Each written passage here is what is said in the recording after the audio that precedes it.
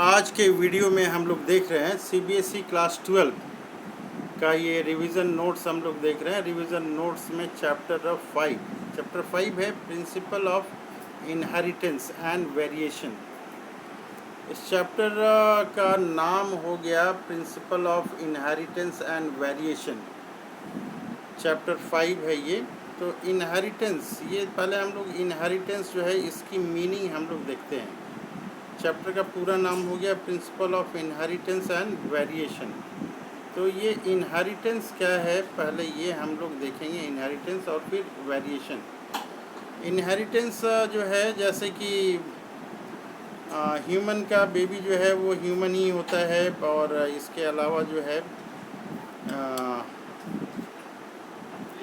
Mango है तो mango का पौधा जो है वो मैंगो ही देता है। गाय का बच्चा जो है वो गाय देता है। तो इसको इनहेरिटेंस कहते हैं। एक जनरेशन से दूसरे जनरेशन में जो प्रॉपर्टी का एक्सचेंज होता है वो इनहेरिटेंस है। इनहेरिटेंस क्या है ये? Inheritance of property from one generation to another generation. तो एक जनरेशन से दूसरे जनरेशन में जो प्रॉपर्टी जा रहा है वो इनहेरिटेंस है। आदमी का बच्चा आदमी होगा, कुत्ते का बच्चा जो है वो कुत्ता होगा, ये इनहेरिटेंस हो गया, ये इनहेरिटेंस। और ये वेरिएशन क्या है? जैसे 4-5 भाई बहन हैं फिर भी उसमें कोई अंतर है, कोई कलर में अंतर है तो किसी के हाइट में अंतर है तो किसी के स्वभाव में अंतर है, तो ये वेरिएशन इसको हम लोग कहते हैं। Difference in individual.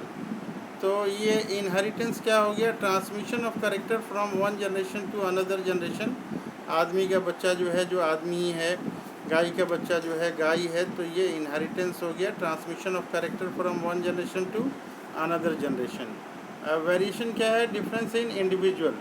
4-5 भाई बहन हैं तो सब में थोड़ी बहुत जो है अंतर है, किसी में कलर में अंतर है तो किसी में जो है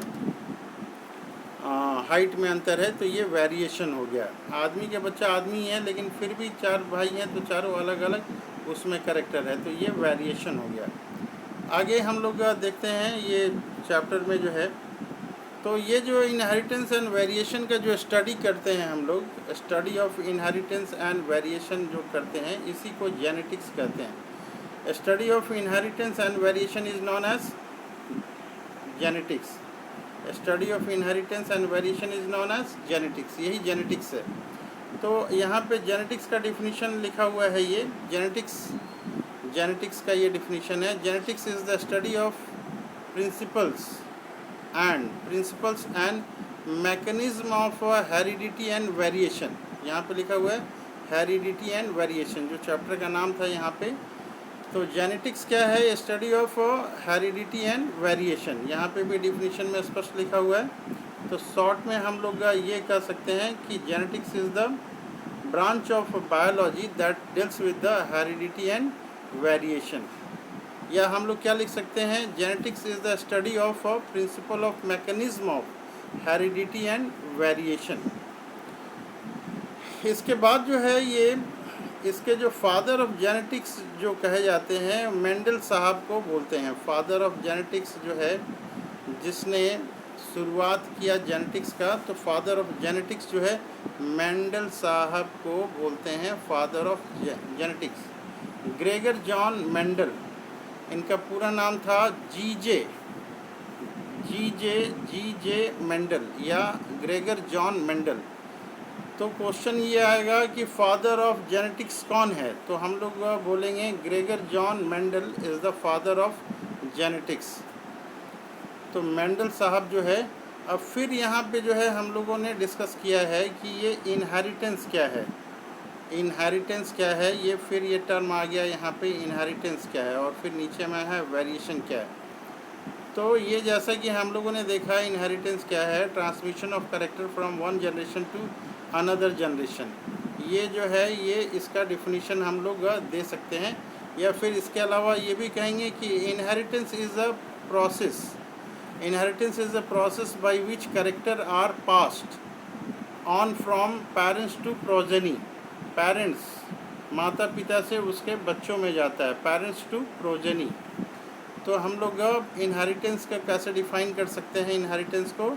इनहेरिटेंस इज़ अ प्रोसेस, ये प्रोसेस है बाई विच, जिसके द्वारा कैरेक्टर आर पास्ट, कैरेक्टर जो है जाता है from parents to progeny, parents माता पिता से बच्चों में जाता है। It is basis of heredity, ये कह रहा है कि इनहेरिटेंस जो है it is basis of heredity है। हेरिडिटी मतलब क्या हो गया, खानदानी। इनहेरिटेंस क्या हो गया, ट्रांसमिशन ऑफ कैरेक्टर। फिर है यहाँ पे वेरिएशन। वेरिएशन क्या है, जैसे कि हम लोगों ने डिस्कस किया कि 4-5 भाई बहन हैं, फिर भी उसमें कुछ ना कुछ अंतर है, ये वेरिएशन है। तो variation is the degree by which progeny differ, ये क्या है, progeny differ from their parents, parents से थोड़ा बहुत ये डिफरेंस है। वेरिएशन में भी इन टर्म ऑफ मार्फोलॉजी में हो सकता है, आकार उसका हो अलग, फिजियोलॉजी जो है मेटाबॉलिज्म उसका हो, साइटोलॉजी जो है अलग हो सकता है, या behaviouralistic tracts of individual belonging to the same species, behaviour जो है उसका वो अलग हो सकता है। तो वेरिएशन को हम लोग डिफाइन करेंगे, variation is the degree by which progeny differ from their parents, progeny जो है वो पेरेंट्स से डिफ्रेंशिएट कर रहा है। वेरिएशन में भी in term of their morphology में हो सकता है, फिजियोलॉजी में हो सकता है, या तो साइटोलॉजी में हो सकता है, या फिर बिहेवियरिस्टिक ट्रैक्ट ऑफ इंडिविजुअल ये हो सकता है। अब कह रहा है कि ये वेरिएशन जो अराइज कर रहा है वो क्यों है, वेरिएशन होने का कारण क्या है, वेरिएशन होने के कारण क्या हैं। तो कह रहा है कि वेरिएशन अराइजेस ड्यू टू, इसके ये 1, 2, 3 कारण हो सकते हैं। कह रहा है कि रिसफलिंग ऑफ जीन जो है, ये जीन और क्रोमोसोम का जो है अरेंजमेंट जो है हो रहा है, रिसफलिंग इसका जो अरेंजमेंट हो रहा है इसके कारण में हो सकता है। या जब सेल डिवीज़न होता है उस समय क्रॉसिंग ओवर होता है, सेल डिवीज़न के समय क्रॉसिंग ओवर होता है, माइटोसिस में क्रॉसिंग ओवर हो रहा है, या फिर ये रिकॉम्बिनेशन जो हो रहा है ये इसके कारण हो सकता है। यानी तो इन्वायरमेंट के कारण जो डीएनए में चेंजेस हो रहे हैं, डीएनए में जो चेंजेस हो रहे हैं इसको म्यूटेशन कहते हैं। तो डीएनए में चेंजेस हो रहा है ये किसके कारण, इन्वायरमेंट के कारण। तो ये 3 चीज़ों के कारण जो है, ये 3 चीज़ों के कारण आपका वेरिएशन हो सकता है। पहला कारण जीन या क्रोमोसोम के कारण, रिसफलिंग के कारण, या फिर क्रोमोसोम जो डीएनए में क्रॉसिंग ओवर जो हो रहा है क्रॉस क्रोमोसोम में उसके कारण, या फिर म्यूटेशन जो हो रहा है उसके कारण ये हो सकता है। तो सबसे पहले जो इनहेरिटेंस के बारे में एक्सपेरिमेंट किया था उनका नाम क्या है, अगर ये क्वेश्चन आएगा कि name the person who have done experiment on inheritance, तो ये हम लोग बोलेंगे कि मेंडल साहब का नाम हम लोग लेंगे, मेंडल साहब का नाम लेंगे, क्योंकि इन्हीं को जो है फादर ऑफ जेनेटिक्स हम लोग बोलते हैं। तो इन्होंने दिया था मेंडल्स लॉ ऑफ इनहेरिटेंस, इन्होंने दिया था लॉ ऑफ इनहेरिटेंस, मेंडल ने दिया था। इनके लॉ ऑफ इनहेरिटेंस को मेंडल्स लॉ ऑफ इनहेरिटेंस भी बोलते हैं। तो मेंडल ने लॉ ऑफ इनहेरिटेंस देने के लिए सबसे पहले इन्होंने एक्सपेरिमेंट किया था। तो मेंडल कंडक्टेड हाइब्रिडाइजेशन एक्सपेरिमेंट। तो इन्होंने ये क्वेश्चन पूछता है कि एक्सपेरिमेंट जो किया था वो किस चीज़ के ऊपर किया था, पेड़ पौधों के ऊपर किया था या फिर किसी एनिमल के ऊपर किया था। तो इन्होंने प्लांट के ऊपर किया था। वो प्लांट था गार्डन पी, जो मटर का प्लांट है उसके ऊपर इन्होंने किया था। तो ये गार्डन पी जो है इसका ये बॉटनिकल नेम अगर पूछेगा तो हम लोग को लिखना पड़ेगा पाइसम सैटिवम। तो पी का जो है बॉटनिकल नेम पाइसम सैटिवम है। तो इन्होंने एक्सपेरिमेंट किया, तो ये फिर कितने साल तक किया, ये भी क्वेश्चन आ सकता है, कितने साल तक किया। तो 7 साल तक किया, और 7 साल तक एक्सपेरिमेंट करने के बाद उन्होंने प्रपोज किया। क्या प्रपोज किया? Law of inheritance. इन्होंने प्रपोज किया, लॉ ऑफ इनहेरिटेंस किया। किसमें उन्होंने बताया कि लॉ ऑफ इनहेरिटेंस होता है, लॉ ऑफ इनहेरिटेंस होता है, उन्होंने कहा कि लिविंग ऑर्गेनिज्म में होता है लॉ ऑफ इनहेरिटेंस। तो इस तरह से हम लोग देख रहे हैं कि मेंडल ने जो है एक्सपेरिमेंट किया तो वो पी प्लांट के ऊपर किया। पी प्लांट को पाइसम सैटिवम कहते हैं, और 7 इयर्स तक इन्होंने एक्सपेरिमेंट किया पी प्लांट के साथ में। अब ये क्वेश्चन ये आता है कि मेंडल ने जो सिलेक्शन किया पी प्लांट का, वो बहुत सारे प्लांट है, हजारों लाखों की संख्या में, करोड़ों की संख्या में ये प्लांट है।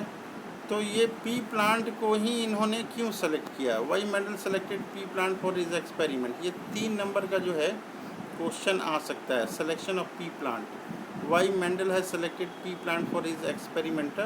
तो इसका जो मेन रीज़न है हम लोग को लिखना पड़ेगा कि क्यों मेंडल ने पी प्लांट को ही ये सिलेक्शन इन्होंने किया अपने एक्सपेरिमेंट के लिए। तो इस तरह का ये क्वेश्चन आएगा तो हम लोग 3-4 पॉइंट्स इसमें लिख सकते हैं। हम लोग लिखेंगे कि the main reason for adopting a garden pea Pisum sativum for experiment by Mendel were, जो मेन कारण थे वो थे कि पी में जो है डिस्टिंक्ट कंट्रास्टिंग कैरेक्टर होता है। पहला कारण में हम लोग लिखेंगे कि पी में जो होता है, क्या होता है पहला कारण, कि डिस्टिंक्ट स्पष्ट होता है। क्या स्पष्ट होता है? Contrasting character. ये कंट्रास्टिंग कैरेक्टर क्या है? तो कंट्रास्टिंग कैरेक्टर से हम लोग ये समझ सकते हैं कि एक पी का जो है प्लांट अगर टॉल है तो दूसरा जो है ड्वार्फ होगा। दूसरा क्या होगा? ड्वार्फ होगा। तो एक मान लीजिए कि टॉल है तो दूसरा जो है उसके अपोजिट में ड्वार्फ होगा। तो एक टॉल हो जाना और उसका एक अपोजिट में ये ड्वार्फ होना, इसको कॉन्ट्रास्टिंग कैरेक्टर बोलते हैं। 2 कैरेक्टर एक अपोजिट नेचर का होना, इसी को जो है ना कॉन्ट्रास्टिंग करेंगे। जैसे एक पौधा है, टॉल है, और दूसरा ड्वार्फ है, बौना है, तो उसको कॉन्ट्रास्टिंग कैरेक्टर कहेंगे। तो पी प्लांट में बहुत सारे ऐसे कॉन्ट्रास्टिंग कैरेक्टर थे, इसीलिए मेंडल ने पी प्लांट को लिया। दूसरा जो पॉइंट्स आता है पी प्लांट में कि क्यों मेंडल ने लिया, तो जैसे कि life span of pea plant is a very short. इसका जो लाइफ स्पैन था करीब 3 महीने के भीतर जो है इसका लाइफ स्पैन जो है वो पूरा हो जाता है। तो 3-4 महीने में एक जनरेशन का जो है लाइफ स्पैन ये पूरा हो जाता है। पी प्लांट जो है 3-4 महीने में जो है इसका लाइफ स्पैन ये हो जाता है। अब मान लीजिए कि ऐसा ऑर्गेनिज्म लेंगे जैसे कि ह्यूमन का लेंगे हम लोग, तो ह्यूमन का एक मोटा मोटी 80 से 100 साल तक अगर लाइफ लेंगे या 60 साल भी लाइफ लेंगे, तो 60 साल अगर लाइफ लेंगे तो एक जनरेशन ख़त्म होने में ही जो है ना 60 साल का ये टाइम लगेगा। 60 ईयर एक जनरेशन लेंगे। या कोई और दूसरा प्लांट लेंगे जिसमें मान लीजिए कि 10 साल लाइफ स्पैन उसका है, तो एक जनरेशन पूरा होने में वो 10 साल का टाइम ले लेगा। तो पी प्लांट जो है वेरी शॉर्ट था, तो कम समय में ज़्यादा जनरेशन का इसका एक्सपेरिमेंट देखा जा सकता था। दूसरी चीज़ें ये हैं कि फ्लावर जो है ये सेल्फ पॉलिनेशन का इसमें प्रॉपर्टी था। Flower show self pollination. Flower में जो है सेल्फ पॉलिनेशन का जो है इसमें एबिलिटी था। फ्लावर शो सेल्फ पॉलिनेशन, ये सेल्फ पॉलिनेशन इसमें हो सकता था। Reproductive holes being enclosed bye corolla. Corolla से जो है ये कोरोला उसका रिप्रोडक्टिव जो ऑर्गन्स हैं वो घिरा हुआ रहता है। और तीसरा है it is easy to artificially cross pollinate the pea flower. Pea flower में जो है क्रॉस पॉलिनेशन जो है आसानी से, क्रॉस पॉलिनेशन जो है इसमें आसानी से किया जा सकता था। तो ये रीज़न था कि मेंडल ने पी प्लांट को सेलेक्ट किया। द हाइब्रिड दस प्रोड्यूस्ड वेयर ऑल्सो फर्टाइल थे इसमें। इसके अलावा जो और मेन इम्पॉर्टेंट है कि जो हाइब्रिड प्रोड्यूस हो रहा था वो सारे फर्टाइल होते थे। जो हाइब्रिड थे इसके वो सारे क्या थे? फर्टाइल था। तो मेंडल जो है इसी तरह से पी प्लांट को लिया। तो क्यों मेंडल ने पी प्लांट को लिया एक्सपेरिमेंट के रूप में? Selection of pea plant. Selection of pea plant क्यों मेंडल ने किया?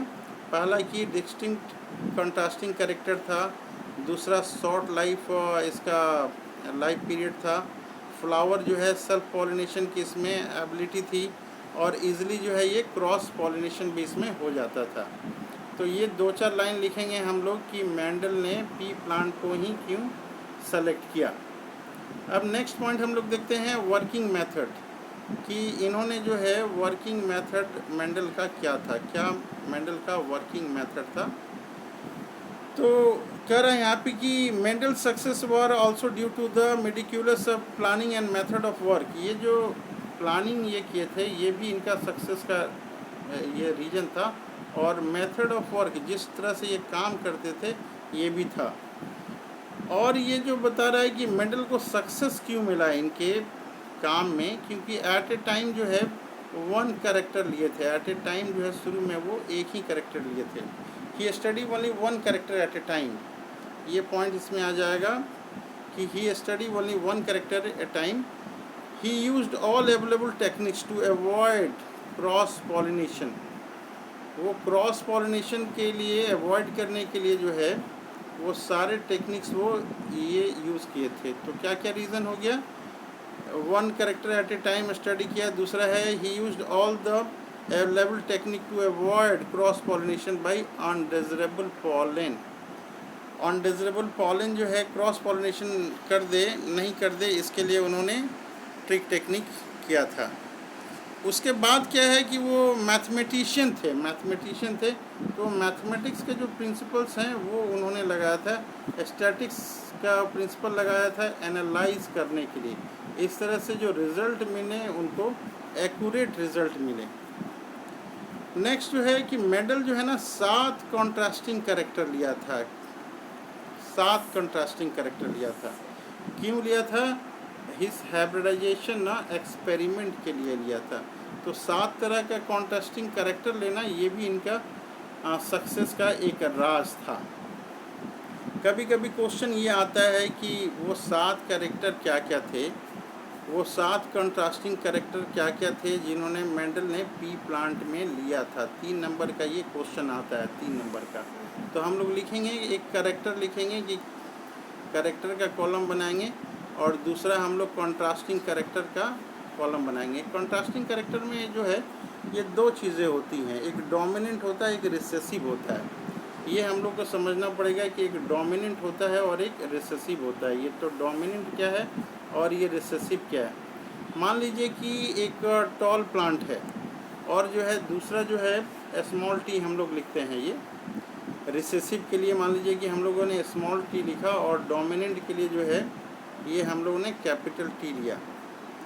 तो ये जो अगर इसको क्रॉस कराएंगे हम लोग, तो जो टॉल प्लांट है और ये टॉल प्लांट और ये फिर ड्वार्फ प्लांट एक लेंगे, तो उसके लिए स्मॉल टी लिखा है। तो ये दोनों का क्रॉस कराएंगे हम लोग, दोनों का क्रॉस कराएंगे तो जो फर्स्ट जनरेशन में प्लांट आता है वो सारे के सारे जो है टॉल होते हैं।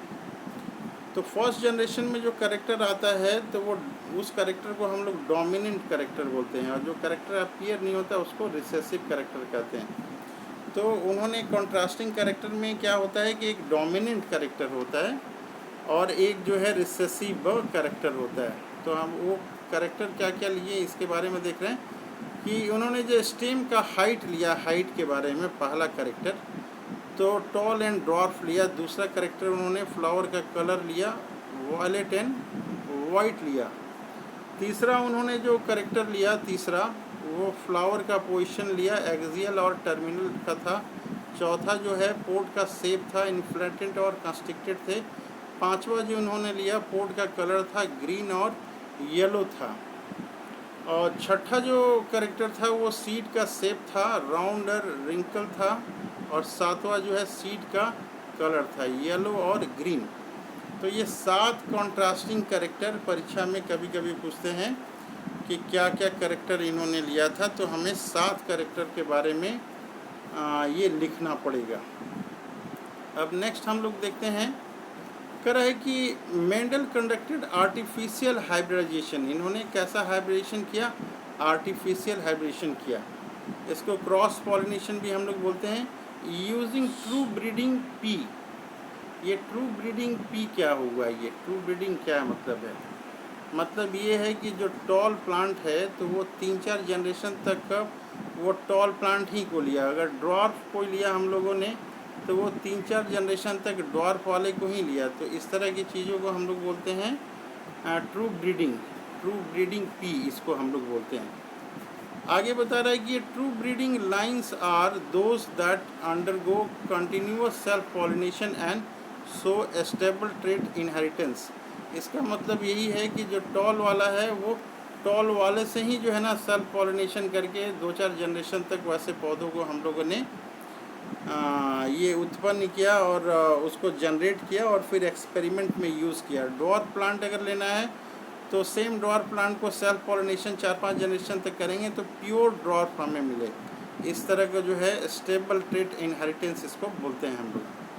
फिर नेक्स्ट पॉइंट हम लोग देख रहे हैं कि हाइब्रिडेशन एक्सपेरिमेंट इंक्लूड। जो मेंडल ने हाइब्रिडेशन एक्सपेरिमेंट किया था उसमें सबसे पहले वो इमैसिकुलेशन किए थे।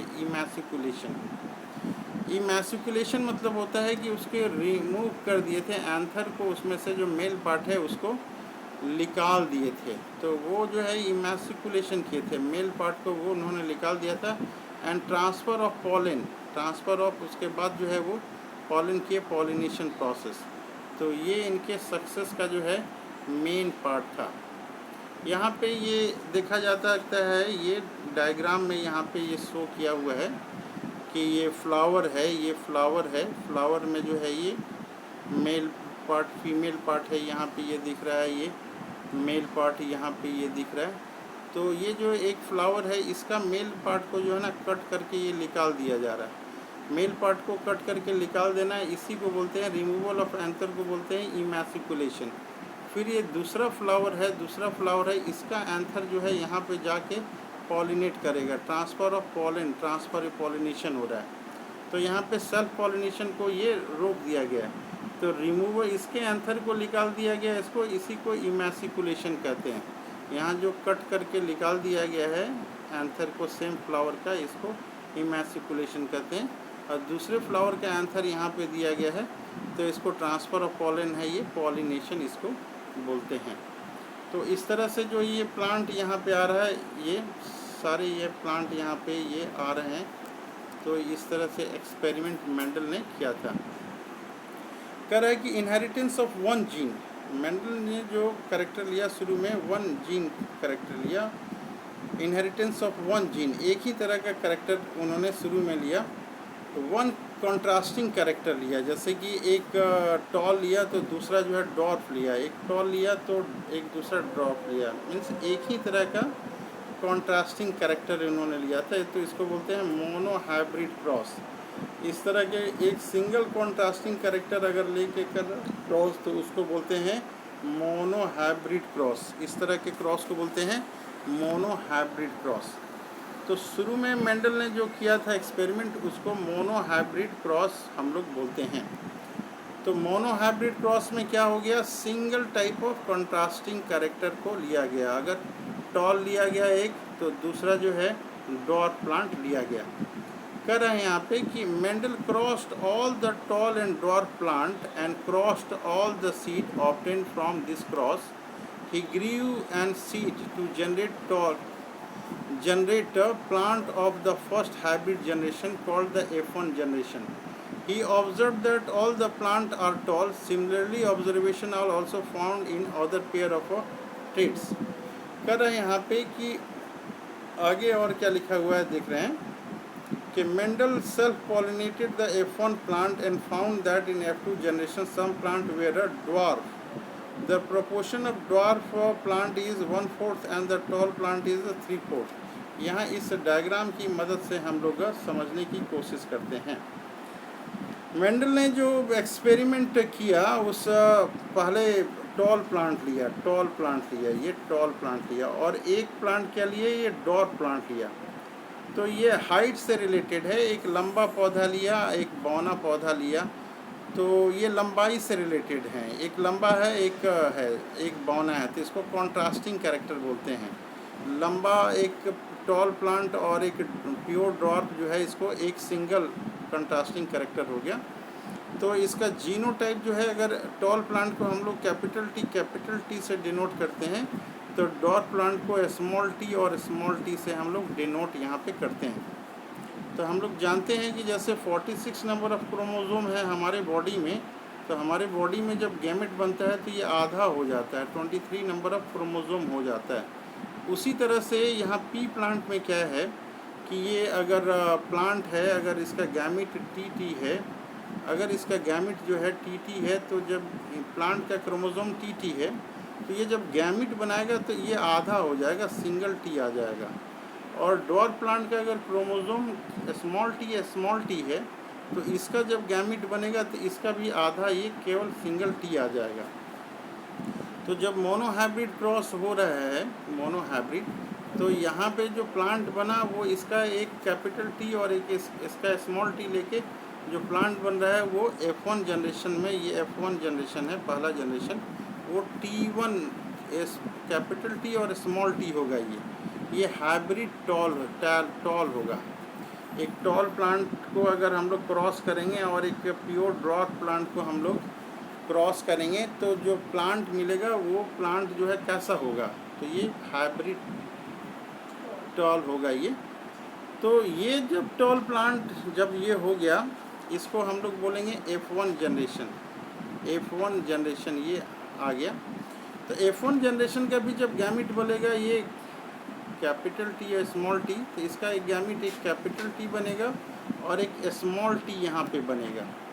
तो इसमें जब भी फिर सेकंड जनरेशन में F2 जनरेशन में यहाँ पे जब इसमें क्रॉस होगा, ये F2 जनरेशन में क्रॉस होगा, तो क्या होगा आगे हम लोग देखते हैं। F2 जनरेशन में जब क्रॉस होगा तो हम लोग आगे देखते हैं, F2 जनरेशन में होगा तो यहाँ पे हम लोग देख रहे हैं कि ये एक साइड में गैमिट इसका लिखें और दूसरे साइड में ये गैमिट लिखें। तो ये जो बनाएगा टॉल बनाएगा, ये भी टॉल और ये भी टॉल, लेकिन 1/4 जो है यहाँ पे ये डॉर्फ हो जाएगा। तो यहाँ पे हम लोग देख रहे हैं कि दूसरे जनरेशन में F2 जनरेशन में जो है ये टॉल हो गया, ये टॉल हो गया और 25% जो है इसमें ये डॉर्फ हो गया। तो ये जो है ये F2 जनरेशन में आ गया। तो इसको जो है हम लोग फिर फिनोटिपिक रेशियो ये बोलते हैं, फिनोटिपिक। तो टॉल कितना है यहाँ पे, टॉल 1 2 3 है, ये 75% ये टॉल है। और ड्वार्फ कितना है ये, तो केवल 25% ड्वार्फ है। लेकिन जीनोटाइपिक इसका जब रेटियो हम लोग निकालेंगे क्रोमोसोम के आधार पे, तो देख रहे हैं कि ये वाला जो है कैपिटल टी टॉल है और यहाँ पे कैपिटल टी स्मॉल टी ये वाला, ये यहाँ पे हम लोग दोबारा यहाँ देखते हैं कि कैपिटल टी वाला एक 25% एक टॉल है, ये और ये दोनों यहाँ पे 2 है टॉल है यहाँ पे, और कैपिटल टी स्मॉल टी और यहाँ स्मॉल टी है, ये है आपका। तो ये जो है जो क्रोमोसोमल रेशियो है इसको जीनोटाइपिक रेशियो बोलते हैं। ये है 1:2:1 ये रेशियो है। और फिनोटाइपिक रेशियो जो है इसका 3:1 ये आता है। तो मोनोहाइब्रिड क्रॉस का जब पूछेगा कि फिनोटाइपिक रेशियो क्या है, तो 3:1 हम लोग कहेंगे, और जीनोटाइपिक रेशियो क्या है, तो 1:2:1 ये रेशियो है। तो ये हमें याद करना पड़ेगा कि जीनोटाइपिक रेशियो क्या है और फिनोटाइपिक रेशियो क्या है। फिनोटाइपिक रेशियो जो है 3:1 बोलेंगे, और फिनोटाइपिक रेशियो जो है इसको बोलेंगे 1:2:1 बोलेंगे। तो इस तरह से हम लोगों ने देखा कि मोनोहाइब्रिड क्रॉस जो है मेंडल ने किस तरह से किया था। मोनोहाइब्रिड क्रॉस, इन्होंने एक टॉल प्लांट को लिया और फिर एक ड्वार्फ प्लांट को लिया, ये गैमिट बनाया, गैमिट से जो प्लांट हुए सारे के सारे ये टॉल हुए। ये जो टॉल प्लांट हुए ये फिर गैमिट बनाया, तो ये 2 तरह के गैमिट बनाएगा। तो ये गैमिट हम लोग मान लिए कि एक प्लांट का है, ये दूसरे प्लांट का ये है, ये फिर दोनों क्रॉस कराएंगे तो हम लोग को रेशियो मिलेगा। क्या रेशियो मिलेगा, एक फिनोटिपिक रेशियो मिलेगा 3:1 का, और दूसरा जो है जीनोटिपिक रेशियो मिलेगा 1:3:3। नेक्स्ट वीडियो में हम लोग डाई हाइब्रिड क्रॉस के बारे में डिस्कस करेंगे।